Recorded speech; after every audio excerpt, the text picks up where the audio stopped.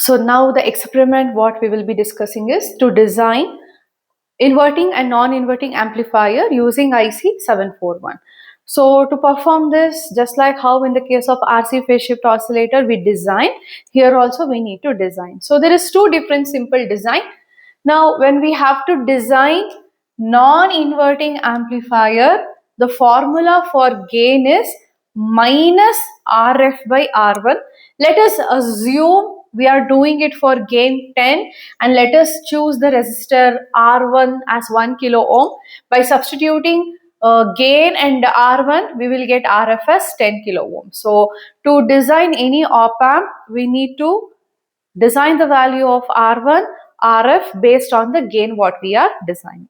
When it comes to inverting amplifier, the formula for gain is, that is 1 plus RF by R1. So now here we are choosing R1 as 1 kilo ohm and RF as 10 kilo ohm. When we substitute 1 plus 10k divided by 1k, so it will become 1 plus 10 where gain will be 11 in the case of inverting amplifier.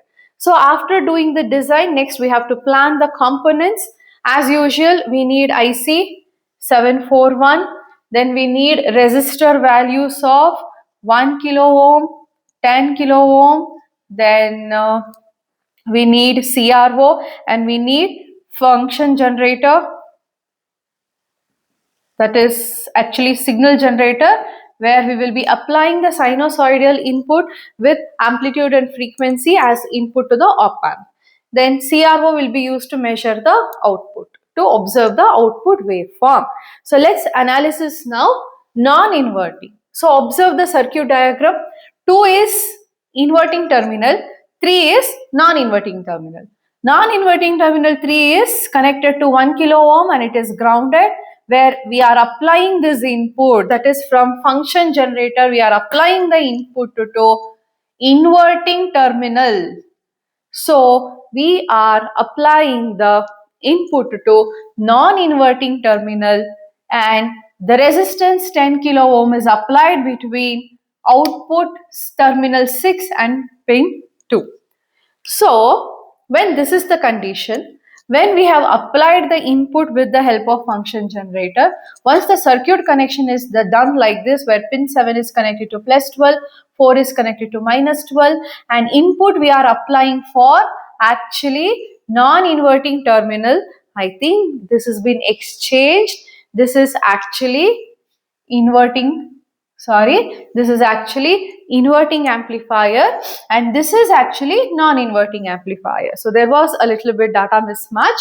So here this is inverting because we are applying the input through the signal generator to the terminal which is actually inverting terminal. So basically here whenever the inverting terminal input is given, it is going to produce the phase shift of 180 degree with amplification. So if this is the input, this input is amplified with 180 degree phase shift. Similarly 180 degree phase shift. So this waveform should be observed by applying the CRO probes or by connecting the CRO across pin number 6 and ground. This waveform should be obtained. Now while practically doing, if there is a distortion, then how to adjust? Through the signal generator, we can adjust amplitude and frequency.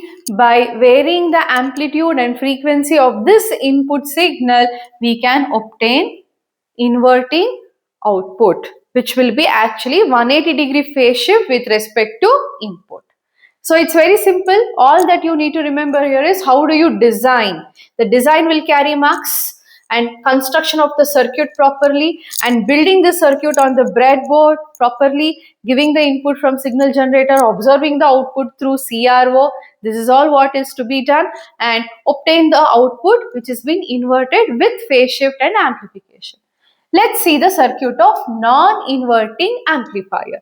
Non-inverting amplifier here, that means the input through signal generator is applied to the terminal which is called as non-inverting terminal. So in the case of non-inverting terminal, there is no phase shift, that is 180 degree, but only the task performed here is just amplification. Therefore, whatever is the input, the same output is obtained without any 180 degree phase shift. So this waveform should be observed through CRO. So this is how to design inverting op amp and non-inverting op amp.